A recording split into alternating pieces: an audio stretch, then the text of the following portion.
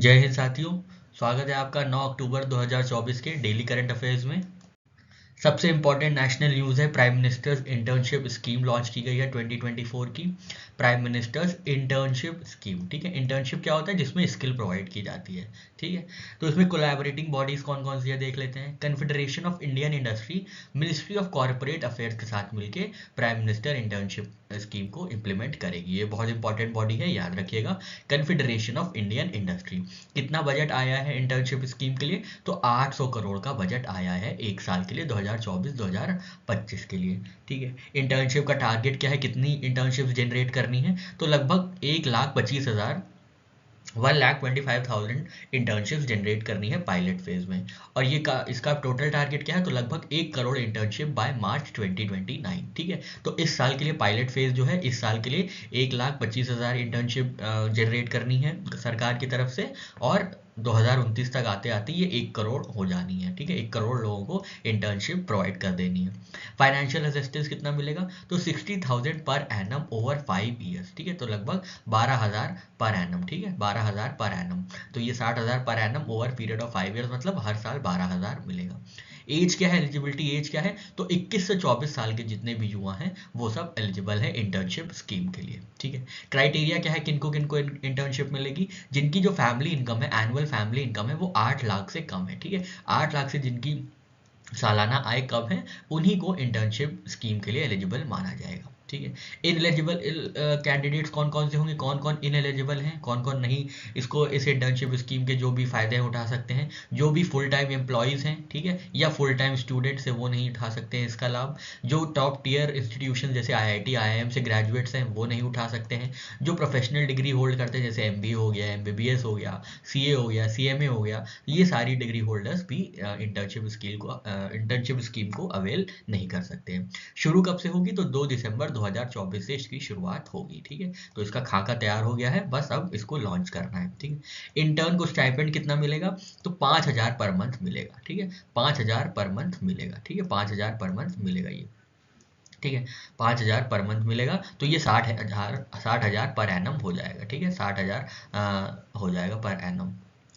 4,500 जो है वो गवर्नमेंट द्वारा कवर किया जाएगा, और जो 5,500 रुपये एक्स्ट्रा बच गए, 4,500 सरकार देगी, और 500 जो है CSR की कंपनीज देंगी। जो पार्टनर कंपनीज हैं उनको एक पर्टिकुलर अमाउंट ऑफ मनी हमेशा हर साल खर्च करना होता है सोशियो या एजुकेशनल स्किल्स पे या सोशियो एजुकेशनल एक्टिविटीज़ पे। तो उसको कॉर्पोरेट सोशल रिस्पॉन्सिबिलिटी कहते हैं। मतलब सोसाइटी को डेवलप करने के लिए कॉर्पोरेट्स की जो रिस्पॉन्सिबिलिटी होती है उनको CSR कहते हैं। तो CSR के माध्यम से 500 रुपये जमा किए जाएंगे कंपनी की तरफ से। वन टाइम ग्रांट दिया जाएगा ऑफ ₹6,000 फॉर इंसिडेंटल एक्सपेंसेस, ठीक है। ये बात याद रखिएगा। सबसे इंपॉर्टेंट ये है कि 5,000 रुपये इंटर्न को स्टाइपेंड मिलेगा, वो 4,500 जो है सरकार वहन करेगी, और 500 रुपये जो है वो पार्टनर कंपनीज देंगी through CSR, corporate social responsibility, ठीक है।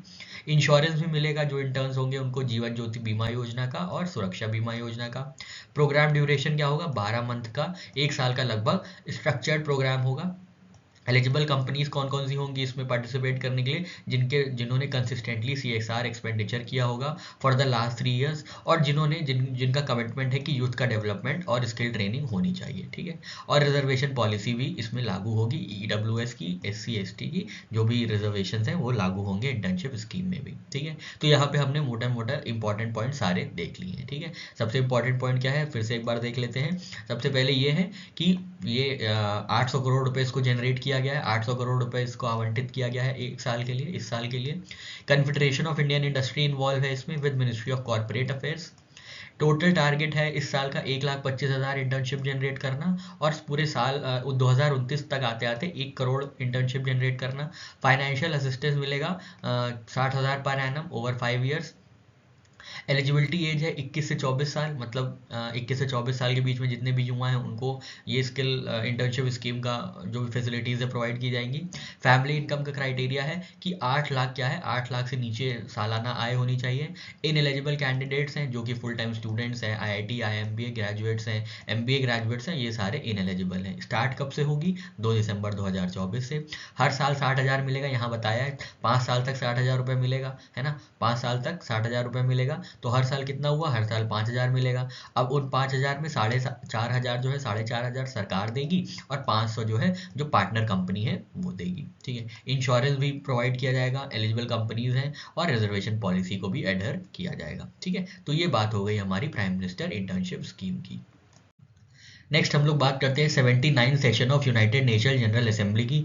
तो 79 सेशन हुआ है यूनाइटेड नेशन जनरल असेंबली का, ठीक है। यूनाइटेड नेशन जो बॉडी है उसमें सारे लोग मिलते हैं जनरल असेंबली के नाम पे, जहाँ पे सब लोग अपनी अपनी बातें कहते हैं, जो भी गहन मुद्दे हैं उन पे चर्चा की जाती है, इसको जनरल असेंबली कहते हैं, ठीक है। ये कहाँ पे हुआ है, ये यूनाइटेड नेशंस के हेडक्वार्टर्स न्यूयॉर्क में हुई है जनरल असेंबली। कौन से नंबर की जनरल असेंबली है, तो 79 जनरल असेंबली है, याद रखिएगा। प्रेसिडेंट कौन रहे हैं, तो प्रेसिडेंट रहे हैं फिलेमोन यंग, जो कि फॉर्मर प्राइम मिनिस्टर रहे हैं कैमरून के, ठीक है। फिलेमोन यंग याद रखिएगा, इसके प्रेसिडेंट है यूनाइटेड नेशंस जनरल असेंबली के। 79 सेशन के यूनाइटेड नेशन जनरल असेंबली के जो प्रेसिडेंट हैं वो फिलेमोन यंग हैं, जो कि कैमरून के प्राइम मिनिस्टर हैं। थीम क्या है जनरल डिबेट की, leaving no one behind, acting together for the advancement of peace, sustainable development and human dignity for future generations, ठीक है।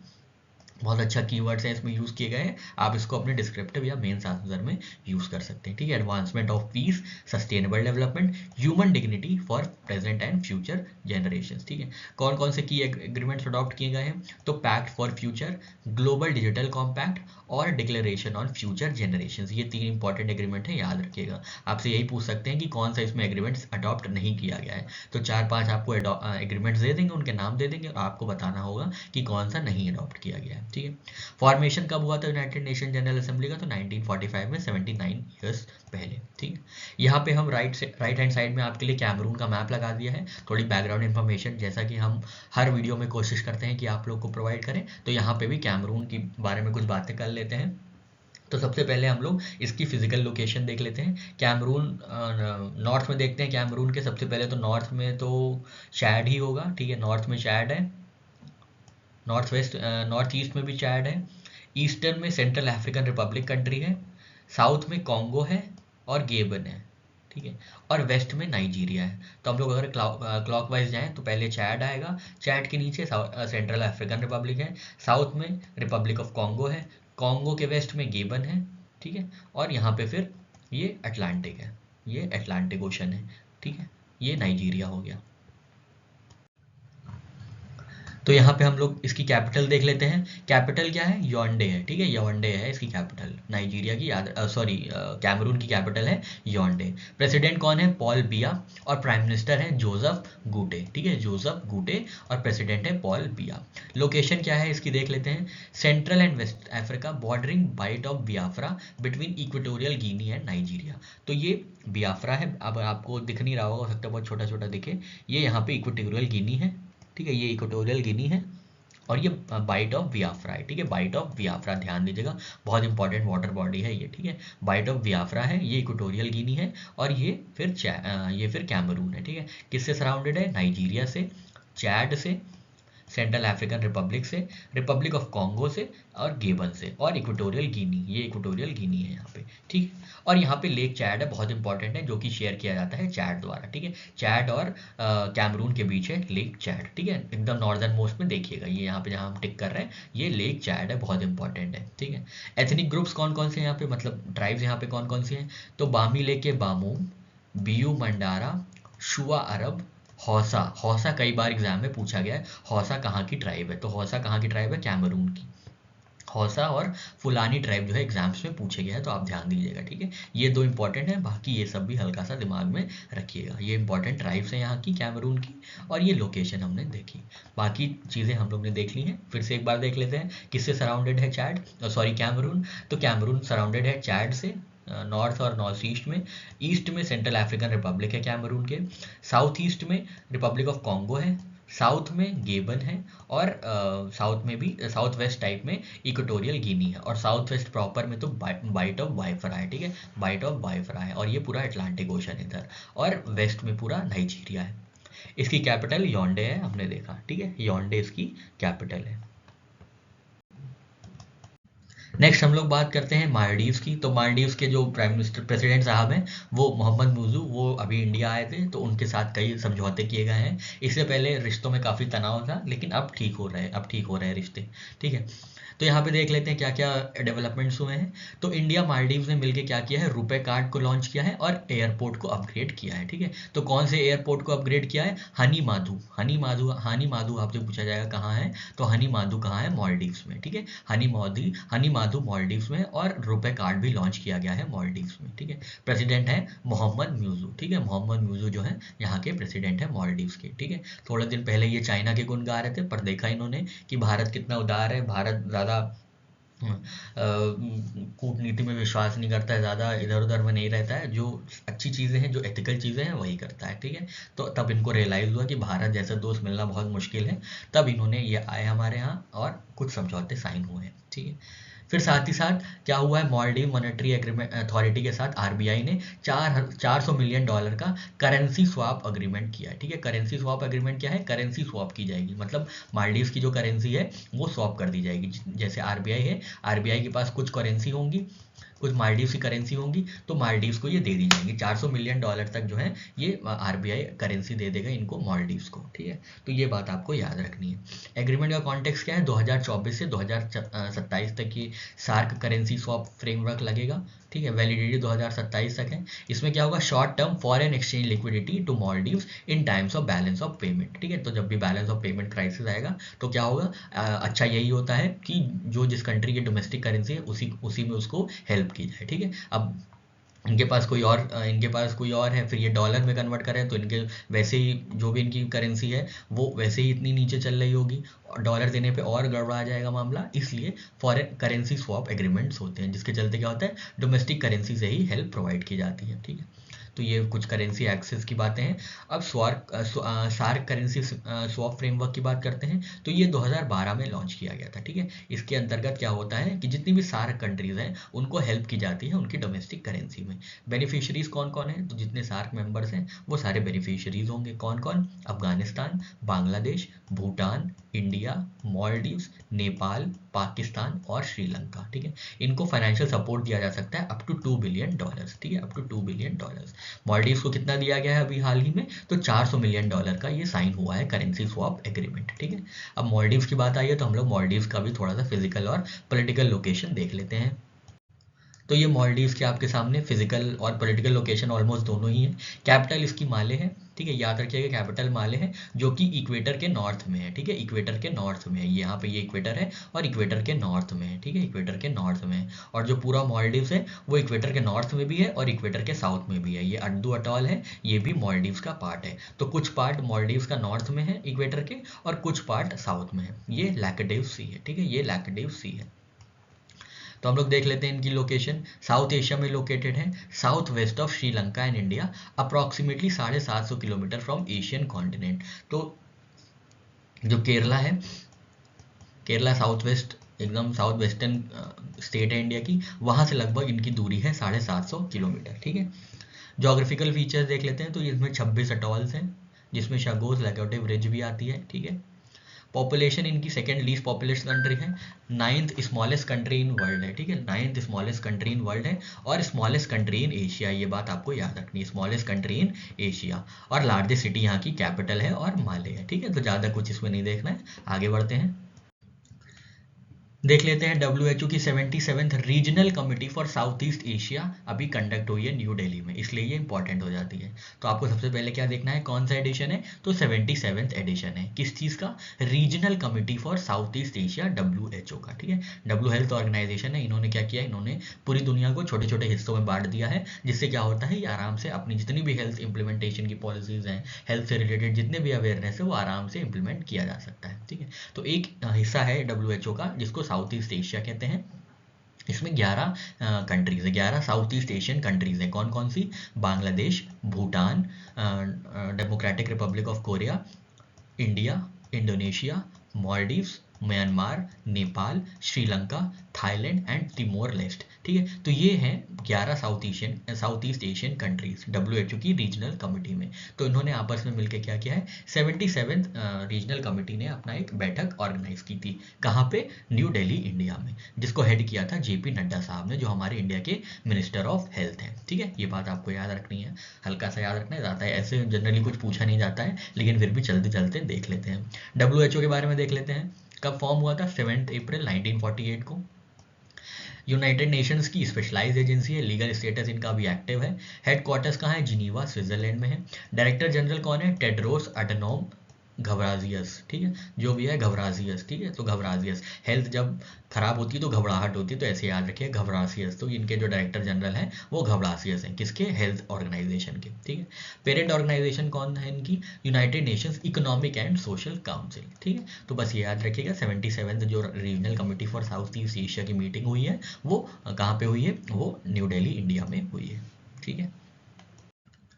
नेक्स्ट आते हैं हम लोग, तो 21st ASEAN India economic affairs meeting हुई है, इकोनॉमिक मिनिस्टर्स मीटिंग हुई है, और 12th east Asia summit economic ministers meeting हुई है, ठीक है। 21st ASEAN India economic ministers की मीटिंग है और 12th east Asia summit economic ministers की मीटिंग हुई है। कहाँ पे हुई है? लाओ पीडीआर में, ठीक है। लाओ पीडीआर, पीपल्स डेमोक्रेटिक रिपब्लिक, इसको लाओ बोलते हैं, ठीक है। LOAS को पूरा नाम है इनका LAOS, तो एस साइलेंट हो जाता है, LAO बोलते हैं लाओ। लाओ क्या है? लाओ आसियान चेयर फॉर 2024 भी है, ठीक है। ये बहुत इंपॉर्टेंट है, याद रखिएगा, बहुत ज़्यादा इंपॉर्टेंट है कि आसियान चेयर 2024 का कौन है? तो लाओ है, ठीक है, लाओ है, ठीक है। यहाँ से कौन गया था? भारत से कौन गया था इसमें प्रतिनिधित्व करने? तो यूनियन मिनिस्टर साहब है पीयूष गोयल साहब, जो कि इस मीटिंग में, इन मीटिंग्स में पार्टिसिपेट किए थे as a representative of India, ठीक है।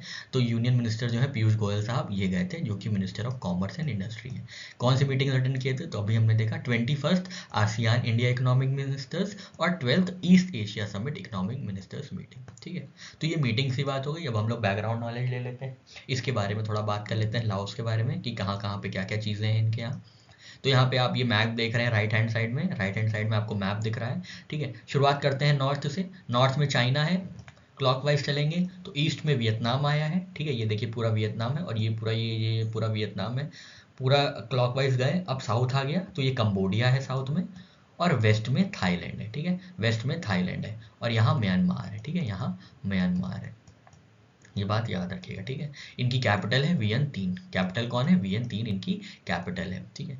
जो मेकोंग रिवर है ये ऑलमोस्ट ऐसे ऐसे जाके ऐसे निकलती है, ठीक है। ये दो डिमार्केट करती है म्यांमार और लाओस को, ठीक है। ये बात आपको याद रखनी है, ठीक है। क्या करती है, कौन सी बाउंड्री बनाती है? Mekong river, river Mekong boundary बनाती है between Myanmar and Mekong, Myanmar and लाओ, ठीक। यहाँ की हाईएस्ट पॉइंट है फोबिया यहाँ की हाईएस्ट पॉइंट है। यहाँ पे आनम हाईलैंड्स है और आनम कॉर्डिलराज है, ठीक है, ये भी ध्यान रखिएगा। और इधर फिर गल्फ ऑफ टोंकिन है, गल्फ ऑफ टोंकिन वियतनाम में है, ठीक है। वियतनाम के साउथ, वियतनाम के ईस्ट में ऑलमोस्ट ये गल्फ ऑफ टोंकिन है, ठीक है। तो ये हो गया हमारा लाओ का पूरा फिजिकल स्टेटस। ये बात आप याद रखिएगा, लाओ जो है लैंड लॉक्ड कंट्री है, चारों तरफ से लैंड से घिरी है, इसका कोई भी एक्सेस नहीं है सी पे या कोई भी वाटर बॉडी पे, ठीक है। तो ये बात हो गई हमारी लाओ की। CM 7 स्कीम की बात करते हैं, ये किसने लॉन्च किया है? तो ये त्रिपुरा ने लॉन्च किया है। त्रिपुरा के जो चीफ मिनिस्टर साहब हैं प्रोफेसर डॉक्टर मनिक साहा, उन्होंने लॉन्च किया है CM 7 स्कीम। CM 7 स्कीम के अंतर्गत क्या होगा?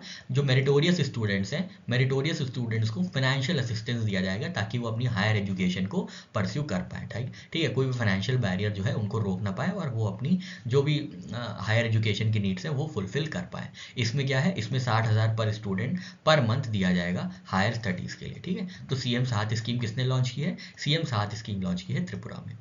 नेक्स्ट स्टेट स्कीम है हमारी Nijut Moina scheme. Nijut Moina scheme कहाँ की है? ये असम की है। ये किसके लिए आई है? चाइल्ड मैरिज से लड़ने के लिए, ठीक है। जो बचपन में मैरिज हो जाती है, बाल विवाह हो जाता है, उसको रोकने के लिए निजुत मोइना स्कीम दी गई आई है, ठीक है। इसमें क्या है? इसमें फाइनेंशियल इंसेंटिव दिए जाएंगे 10,000 सालाना। जो लड़कियां हायर सेकेंडरी में हैं उनको 10,000 सालाना दिया जाएगा ताकि उनकी जल्दी शादी ना हो। ग्रेजुएशन में जो है उनको 12,500 रुपये दिया जाएगा, और जो पोस्ट ग्रेजुएशन में है उनको 25,000 रुपये दिया जाएगा सालाना, ठीक है। तो इससे क्या होगा? इससे इनकी शादी जल्दी नहीं हो पाएगी और ये पढ़ लिख कर अपना खुद का नाम बनाएंगे, ठीक है। तो निजात मोना स्कीम किसकी स्कीम है? असम की स्कीम है। किस चीज़ के लिए? चाइल्ड मैरिज के लिए, ठीक है। चाइल्ड मैरिज से फाइट करने के लिए, बाल विवाह को रोकने के लिए ये स्कीम आई है। अपॉइंटमेंट में सबसे इंपॉर्टेंट अपॉइंटमेंट है एयर मार्शल एसपी धारकर साहब का, जिनको अपॉइंट किया गया है as vice chief of air staff. ठीक है, vice chief of air staff बने हैं एयर मार्शल एसपी धारकर। ठीक है, एसपी धारकर।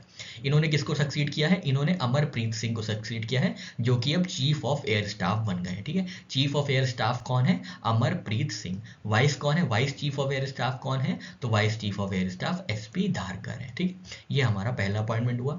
दूसरा अपॉइंटमेंट है बीसीसीआई ने एंटी करप्शन यूनिट में अपना नया अपॉइंटमेंट किया है, चीफ को अपॉइंट किया है। तो नए चीफ बने हैं एंटी करप्शन यूनिट के बीसीसीआई के शरद कुमार जी। ठीक है, शरद कुमार जी जो है नए एंटी करप्शन यूनिट के चीफ है। ठीक है, और ये एंटी करप्शन यूनिट कहाँ है? ये बीसीसीआई में है। ठीक है, इन्होंने किसको सक्सीड किया है? इन्होंने के मिश्रा को सक्सीड किया है। ठीक है, ये बात याद रखिएगा, इन्होंने क्या किया है? के मिश्रा जी को सक्सीड किया है। नेक्स्ट अपॉइंटमेंट है, नेक्स्ट अपॉइंटमेंट क्या है? नेक्स्ट जो एम राजेश्वर राव हैं, जो डिप्टी गवर्नर है आरबीआई के, उनका टेन्योर एक्सटेंड कर दिया गया है 1 साल के लिए। इनका अपॉइंटमेंट हुआ था 2020 में, फिर 3 साल तक इनका अपॉइंटमेंट होना था, तो 2023 में इनका रिटायरमेंट था।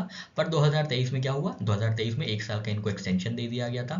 फिर 2024 में इनको 1 साल का एक्सटेंशन दे दिया गया है। अब ये 25 तक काम करेंगे, 2025 तक एग्जीक्यूटिव डायरेक्ट डिप्टी गवर्नर रहेंगे एम राजेश्वर राव आरबीआई के। ठीक है, तो बस आपको इतना याद रखना है, ये सेकेंड एक्सटेंशन उनको मिला है। ठीक है, किसको? एम राजेश्वर राव जी को।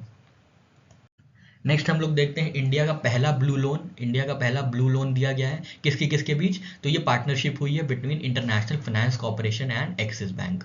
ठीक है, याद रखिएगा, इंटरनेशनल फाइनेंस कॉर्पोरेशन ने एक्सिस बैंक को क्या किया है? $500 मिलियन का लोन दिया है। ठीक है, लोन क्या है? लोन ब्लू लोन है। ब्लू लोन मतलब क्या है? जो भी सस्टेनेबल प्रोजेक्ट्स हैं related to water, waste water management, oceanic plastic pollution reduction, marine ecosystem restoration and green energy, तो जितनी भी सी और वाटर बॉडी से संबंधित जितनी भी चीज़ें हैं, जितने भी सस्टेनेबल प्रोजेक्ट्स हैं, उनको काम करने के लिए आईएफसी ने, इंटरनेशनल फाइनेंस कॉर्पोरेशन ने एक्सिस बैंक को $500 मिलियन का लोन दिया है। बहुत इंपॉर्टेंट है, याद रखिएगा।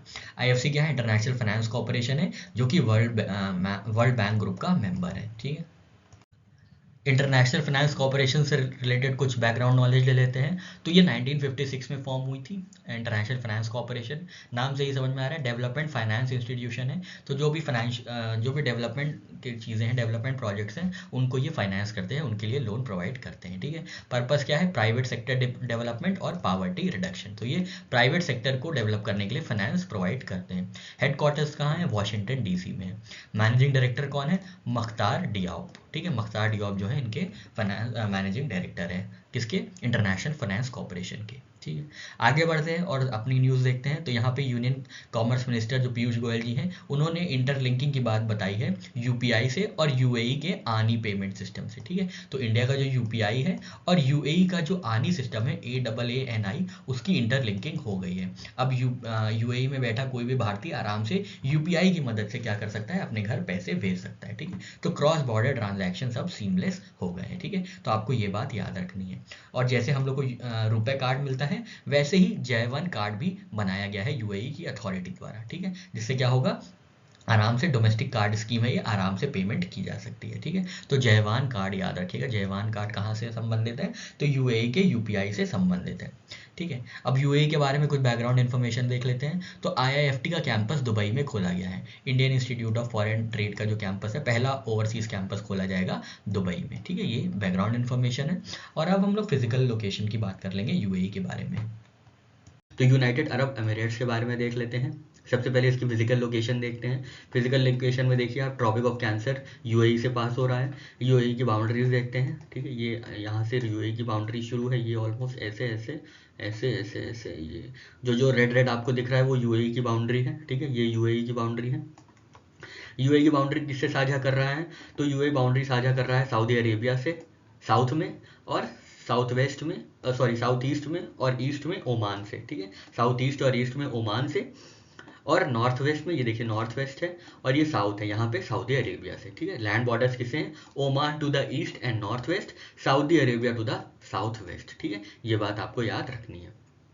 ठीक है, ये आप देख रहे हैं ट्रॉपिक ऑफ कैंसर इसके बीच से पास हो रहा है। तो जो यूनाइटेड अरब एमिरेट्स हैं, ये 7 एमिरेट्स से मिलकर बने हैं। अभी हम लोग 7 एमिरेट्स जल्दी से देख लेते हैं। और कैपिटल क्या है? कैपिटल है अबू धाबी। ठीक है, कैपिटल है अबू धाबी। ये पार्ट है स्ट्रेट ऑफ हॉर्मूज के साउथ में जस्ट, ये ओमान का हिस्सा है। ठीक है, ये बात याद रखिएगा, ये ओमान का हिस्सा है, ये यूएई का हिस्सा नहीं है। ठीक है, और ये मैरीटाइम बाउंड्रीज किसके साथ बनाते हैं यूनाइटेड अरब एमिरेट्स? तो ये पर्शियन गल्फ, ये देखिए आप पर्शियन गल्फ है और यहाँ पे पूरा बाउंड्री एक बन रही है, मैरीटाइम बाउंड्री बन रही है किसके साथ? पर्शियन गल्फ के साथ, ठीक है, पर्शियन गल्फ के साथ एक पूरी मैरीटाइम बाउंड्री बन रही है, ठीक है। यहाँ पे कतर है, यहाँ पे कतर है, और इसके पार करते ही स्टेट ऑफ हॉर्मुज के पार करते ही क्या आ जाएगा? ईरान आ जाएगा, ठीक है। हल्के से एक बार देख लीजिएगा, ठीक है।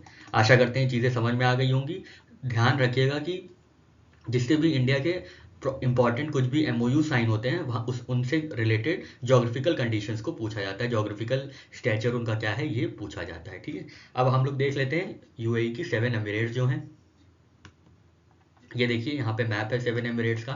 सबसे बड़ा आपको कौन सा दिख रहा है? सबसे बड़ा आपको अबू धाबी दिख रहा है, ठीक है। तो सबसे बड़ा जो एमिरेट्स है, यहाँ पे देखिए इनके सिग्निफिकेंट फीचर्स दिए हुए हैं। आपके लिए हम सारी चीज़ें इकट्ठा करके लाए हैं ताकि एक गो में आप आराम से सारी चीज़ें याद कर लें। तो अबू धाबी है सबसे बड़ा, अबू धाबी लार्जेस्ट एमिरेट है, ठीक है, लार्जेस्ट एमिरेट है अबू धाबी, और जो कि कैपिटल भी है, ठीक है। ये सबसे बड़ा एमिरेट आपको येलो कलर में आपको दिख रहा होगा, ठीक है। इसके बाद है दुबई, ठीक है। इसके बाद क्या है? इसके बाद है दुबई। ये देखिए ये दुबई है, इसके बाद ही ये दुबई है ब्लू कलर में, ठीक है। ये ब्लू कलर में दुबई है, ठीक है, दुबई है। फिर कौन सा है? फिर शारजहाँ है, शारजहाँ ये देखिए, ठीक है, शारजहाँ ये आ गया। फिर अजमान है, अजमान सबसे छोटा है, ठीक है, ये सबसे छोटा है अजमान, सबसे स्मॉलेस्ट एमिरेट है। सबसे बड़ा लार्जेस्ट एमिरेट कौन है? अबू धाबी है जो कि कैपिटल भी है, और सबसे छोटा कौन सा है? अजमान है। याद रखिएगा ये भी कई बार पूछा जा चुका है, ठीक है। अजमान जो है स्मॉलेस्ट एमिरेट है, ठीक है, स्मॉलेस्ट एमिरेट अजमान है, ठीक है। फिर है अल ख्वा, ठीक है, अल ख्वा, ठीक है। अल ख्वा के बाद है रस अल खामिया, रस अल खामिया, अल ख्वा, रस अल खामिया, और लास्ट में फूजी आरा, ठीक है, फूजी आरा, ठीक है। वो फूजी आरा इफेक्ट नहीं, फूजी आरा कुछ और है इनका, ठीक है। तो ये फूजियारा है, ठीक है, पोर्ट ऑफ फूजियारा ये स्थित है यहाँ पे। अक्रॉस ये एक्सेस प्रोवाइड करता है इंडियन ओशन को, ठीक है, this provide access to Indian ocean, ठीक है। तो ये सात एमिरेट्स आप याद कर लीजिएगा कौन कौन से हैं, और ये देख लीजिएगा कौन सबसे बड़ा है और कौन सबसे छोटा है। सबसे बड़ा अबू धाबी है, सबसे छोटा कौन सा है? अजमान है, ठीक है, सबसे छोटा अजमान है।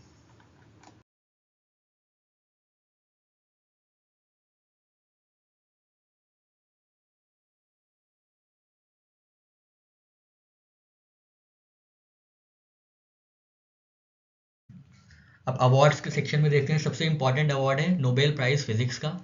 हमने कल जो 8 अक्टूबर की वीडियो थी, डेली करंट अफेयर्स की वीडियो, उसमें हमने आपको बताया था इंडिया में से किसको किसको नोबेल प्राइज़ मिल चुका है, और फिर हम लोग ने नोबेल प्राइज़ इन फिजियोलॉजी या मेडिसिन की बात की थी। तो अगर आपने वो वाला वीडियो नहीं देखा है तो आप जाके वो वाला वीडियो देखिए, और फिर यहाँ पे हम लोग नोबेल प्राइज़ इन फिजिक्स की बात करेंगे।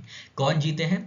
तो जॉन जी हॉपफील्ड और जॉफरी ई हिंटन, ठीक है, ये दोनों जो हैं फिजिक्स में नोबेल प्राइज़ इन्होंने जीता है। दोनों ही यूएसए के हैं। अच्छा, एक यूएसए के हैं, एक कनाडा के हैं। जॉन हॉपफील्ड साहब जो हैं ये यूएसए के हैं, और जॉफरी एच हिंटन जो हैं ये कनाडा के हैं। तो आपको ये नेशनैलिटी भी याद रखनी है। किस चीज़ के लिए मिला है? तो foundational discoveries and inventions that advance field of machine learning particularly with artificial neural network, ठीक है। तो न्यूरल नेटवर्क्स और मशीन लर्निंग के कॉम्बिनेशन को अच्छी तरीके से स्टडी करने के लिए, एडवांस करने के लिए इस अवार्ड मिला है नोबेल प्राइज़ का फिजिक्स में। किसको किसको? जॉन जी हॉपफील्ड और जेफरी एच हिंटन को, ठीक है। बाकी सारी बातें जो बैकग्राउंड नॉलेज थी नोबेल प्राइज़ में वो हम लोगों ने कल के वीडियो में कंप्लीट कर ली है। नेक्स्ट अपना अवार्ड देखते हैं, तो नेशनल अनुभव अवार्ड्स। तो ये बात याद रखिएगा ये किस लिए दिया जाता है? तो this recognises the contribution of retired government employees by encouraging them to share valuable experiences and insights. तो जो भी रिटायर्ड गवर्नमेंट एम्प्लॉयज हैं या रिटायरिंग गवर्नमेंट एम्प्लॉयज हैं उनको नेशनल अनुभव अवार्ड से सम्मानित किया जाता है, ठीक है। ये किसकी इनिशिएटिव है? ये department of pension and pensioners welfare under ministry of personnel public grievances and pension under government of India की स्कीम है। कब लॉन्च की गई थी? 2015 में ये लॉन्च की गई थी, ठीक है। नेक्स्ट हम लोग डिफेंस सेक्शन की बात करते हैं, और डिफेंस सेक्शन में इंपॉर्टेंट न्यूज़ है वायुवीर विजेता कार रैली की। तो वायुवीर विजेता कार रैली, राजनाथ सिंह जी जो हमारे डिफेंस मिनिस्टर साहब हैं उन्होंने क्या किया है? उन्होंने फ्लैग ऑफ की है। कहाँ से? National war memorial new Delhi से। ये शुरू कहाँ से होगी? तो शुरू लद्दाख से होगी और ख़त्म होगी तवांग अरुणाचल प्रदेश में, ठीक है। तो बस आपको यही याद रखना है कि, ठीक है, यही याद रखना है, थॉइज लद्दाख से शुरू होगी और तवांग अरुणाचल प्रदेश में ये जाके ख़त्म होगी। वायुवीर विजेता कार रैली। अब हमने कल देखा था कि 92nd एनिवर्सरी इंडियन एयरफोर्स की सेलिब्रेट की गई है कहाँ पे, चेन्नई में। ये सारी बातें हम लोग ने कल की थी। हम लोग ने ये देखा था कौन कौन सी थीम्स है वहाँ पे, ठीक है। ये सारी बातें हम लोग ने कल के वीडियो में की थी 8 अक्टूबर के। अगर आपने नहीं देखा है तो आप वो जाके पहले कंप्लीट कर लीजिए। नेक्स्ट डिफेंस न्यूज़ है हमारी, training deployment of Indian naval ship in Muscat. ठीक है, तो आईएनएस की शिप्स हैं वो मस्कट ओमान गई हैं, जहाँ पे वो ट्रेनिंग डिप्लॉयमेंट के लिए लगाई गई हैं। Indian naval ships Tir and Shardul and Indian coast guard ship Veera from the first training squadron of Indian navy जो है इन्वॉल्व है ट्रेनिंग डिप्लॉयमेंट में। कहाँ पे, मस्कट ओमान में। ठीक है, पर्पस क्या है, long range training deployment, maritime cooperation को बढ़ाना, जॉइंट एक्सरसाइजेज और हार्बर इंटरैक्शंस को बढ़ाना। ठीक है, तो ये बात आपको याद रखनी है। ट्रेनिंग डिप्लॉयमेंट कहाँ हुआ है इंडियन नेवल शिप्स का, तो ओमान में हुआ है। ओमान की कैपिटल है मस्कट, ओमानी कैपिटल है मस्कट। और कौन कौन से शिप्स इन्वॉल्व हैं, तो आईएनएस तीर और आईएनएस शार्दुल और Indian coast guard ship Veera. ठीक है, ये तीन बहुत इंपॉर्टेंट है, आपको ध्यान रखना है। ठीक है, आईएनएस तीर, आईएनएस शार्दुल और ICGS Indian coast guard ship Veera. ठीक है, कहाँ गई है, मस्कट ओमान गई है। स्पोर्ट्स सेक्शन में देख लें तो स्पोर्ट्स सेक्शन में सिंगापुर ओपन बिलियर्ड्स है, जिसको जीता है पंकज आडवाणी जी ने। पंकज आडवाणी जो है सिंगापुर ओपन बिलियर्ड्स के चैंपियन बने हैं। किसको हराया है, जैडन ओंग को हराया है, जो कि सिंगापुर के ही हैं। ठीक है, तो हल्का सा याद रखिएगा, सिंगापुर ओपन बिलियर्ड्स किसने जीता है, पंकज आडवाणी ने जीता है।